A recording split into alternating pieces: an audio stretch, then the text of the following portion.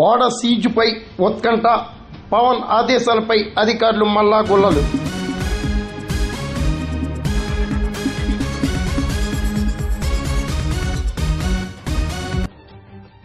కాకినాడలో Stella seize ఓడను seize చేయాలంటూ ఉప ముఖ్యమంత్రి పవన్ కళ్యాణ్ ఆదేశించగా అందుకు సంబంధించిన ఏర్పాట్ల విషయమై అధికారులు మల్లా గుల్లాలు పడుతున్నారు. ఇటీవల సముద్రంలో రేషన్ బియ్యం రవాణా వ్యవహారంలో స్టెల్లా అనే ఒక నౌకను సీజ్ చేసేందుకు ఉప ముఖ్యమంత్రి పవన్ ఆదేశాలు జారీ చేశారు.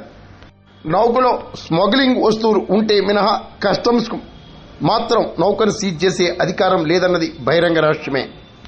నో డ్యూస్ సర్టిఫికేట్ ఇవ్వకుండా తాత్కాలికంగా నౌకను నిలిపేందుకు మాత్రమే అధికారులు కసరత్తు చేపట్టినట్లు తెలియవచ్చింది.